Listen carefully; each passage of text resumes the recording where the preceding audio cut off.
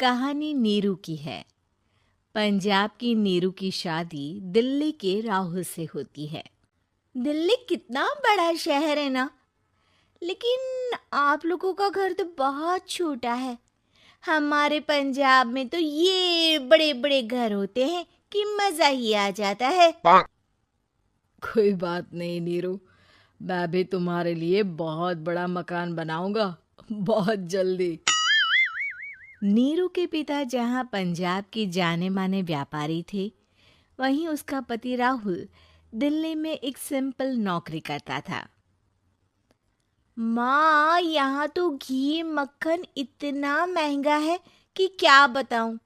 मैं तो तरस ही जाती हूँ घी खाने के लिए।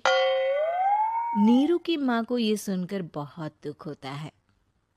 मेरी बेटी को घी नसीब नहीं हो रहा है और ये बहू यहाँ बैठकर घी में शक्कर डाल रही है।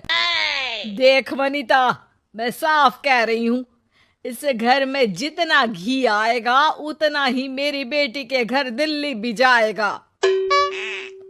अरे, ये क्या बात होती है माँ जी? बेटी का उतना ही करो जो अच्छा लगे। अब क्या मायके से घी और मक्खन तक की सप्लाई करोगी आप? हाँ, मेरी बेटी किसी चीज को तरसे मुझसे बर्दाश्त नहीं होता। अब क्या था, नीरू के मायके में 2 किलो घी आता तो 2 किलो दिल्ली जाता नीरू के पास। एक दिन, माँ, बड़ी गर्मी पड़ती है दिल्ली में। इस घर में तो एक ही एसी है और वो भी ड्राइंग रूम में। सारा परिवार एक ही कमरे में सोता है। हाँ बेटा, वो तो हर घर की कहानी है। यहाँ भी एक ही एसी है। अरे बिल इतना आता है कि क्या बोलूं। तभी वहाँ राकेश आ जाता है। माँ, थोड़ी देर में यहाँ कुछ प्लम्बर आएंगे मेरे कमरे में एसी लगाने।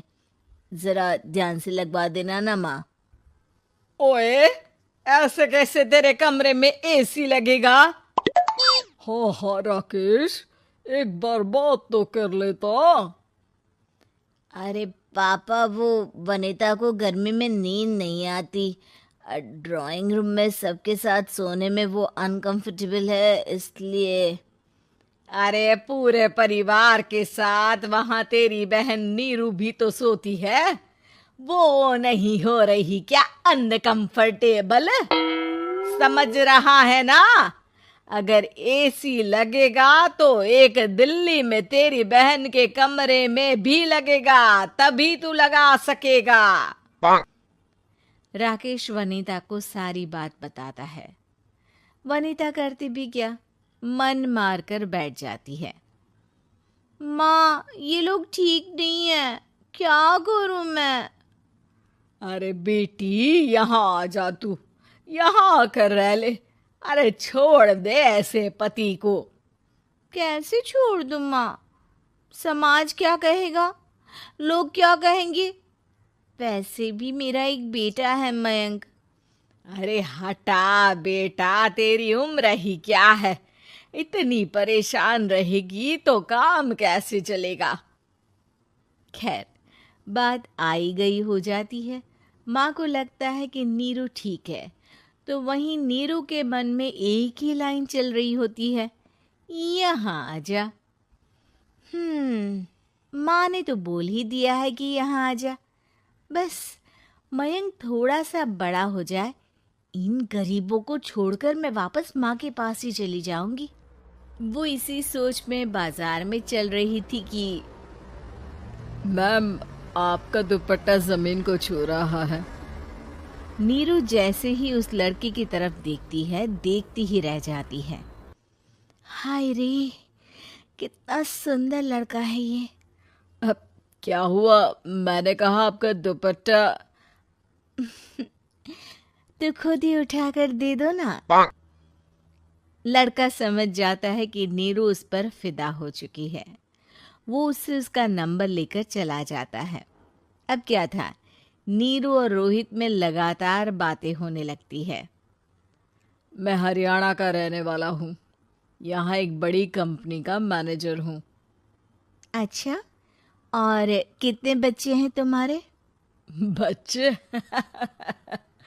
अरे मेरी तो शादी भी नहीं हुई है। तुम बताओ, शादी करोगी? नीरू शर्मा जाती है। अब लेकिन मैं तो पहले से ही शादीशुदा हूँ। मुझे फर्क नहीं पड़ता, बस तुम शादी कर लो, भाग चलते हैं। बहुत पैसे वाला हूं मैं, हमेशा खुश रखूंगा तुम्हें। नीरू रोहित से मिलकर सारा प्लान बना लेती है और फिर एक दिन घर से भाग जाती है। दोनों शादी कर लेते हैं। शादी के बाद क्या बात है नीरू, तुम्हें परेशान सा देखता हूँ, सब ठीक तो है ना? हाँ हाँ, सब ठीक है।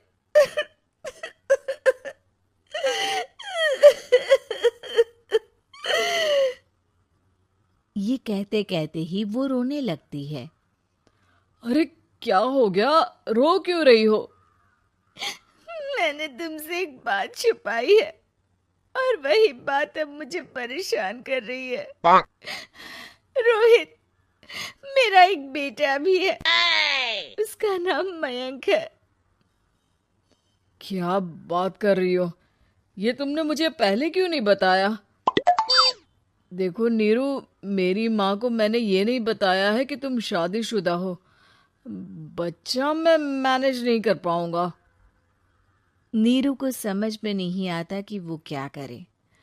अ, तुम उस बच्चे को अपनी माँ को क्यों नहीं दे देती? नीरू चुपके से माँ को फोन करती है। माँ, क्या मयंक को तुम रख सकती हो? बेटा, मैं राकेश के साथ बात करती हूँ, आखिर घर का बेटा वही है, जो वो बोलेगा। वैसे भी बेटा, तूने जो किया है ना, उसके बाद से पूरा घर तेरी बुराई कर रहा है। मैं भी अब किसी से तेरे लिए लड़ नहीं सकती। राकेश बेटा, नीरू ने तो जो किया बहुत ही बुरा किया, लेकिन मैं सोच रही थी कि क्यों ना मयंक को हम यहाँ ले आए। तभी वनीता बोल पड़ती है। वाह जी, ऐसे कैसे यहाँ ले आए? यहाँ क्या भंडारा भरा है? और जिस बच्चे की माँ ने नहीं सोचा, उसके लिए हम क्यों सोचे? नीरू को एक बार तो अपने बच्चे के बारे में सोचना चाहिए था ना। अरे लेकिन तेरे पास भी तो लड़का नहीं है ना वनीता। माँ, वनीता ठीक बोल रही है। कल को वो बड़ा होकर इसी घर का हिस्सा मांगेगा तो हम क्या करेंगे? माँ कहती भी तो क्या, वो चुप रह जाती है। वहीं नीरू का पहला पति कहता है। माँ, अगर आज भी वो वापस आ जाए तो मैं उसे माफ कर दूंगा। बेटा, गरीबी चीज ही ऐसी है, क्या करेगा। तू तो अब मयंक का सोच, वो बेचारा तो बिना माँ का हो गया। मयंक के खातिर तू दूसरी शादी कर ले बेटा। लोगों के लाख समझाने के बाद नीरू के पहले पति की शादी रिद्धि से हो जाती है, जिसके पहले पति से 2 बच्चे होते हैं। देखो जी, मैंने शादी सिर्फ बच्चे के खातिर की है। मैंने भी शादी सिर्फ बच्चों के खातिर की है। वहीं नीरू के दूसरे पति के मन में ये बात घर कर जाती है कि नीरू एक मासूम बच्चे को उसके खातिर छोड़ कर आई है। अब देखो नीरू, मुझे लगता है कि जो औरत अपनी कोख का बच्चा छोड़ सकती है, वो तो कुछ भी कर सकती है। कल को तुम्हें मुझसे अच्छा कोई मिल गया तो तुम तो मुझे भी बाय बाय कर दोगी ना। नीरू को अब उसका दूसरा पति ताने देना शुरू कर देता है। तंग आकर नीरू उसकी यहाँ से भागकर अपने पहले पति के पास चली जाती है, लेकिन ससुराल में क्या लेने आई है नीरू, मयंक को? नहीं नहीं सासू माँ, मुझसे गलती हो गई, मुझे माफ कर दीजिए। नीरू, अब वक्त खत्म हो गया है, मेरी शादी हो चुकी है।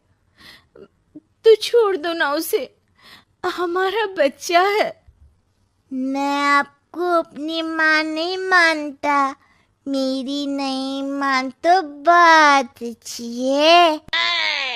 नीरू मयंक की बात सुनकर समझ जाती है कि उसके पास अब न आसमान रहा ना ही जमीन।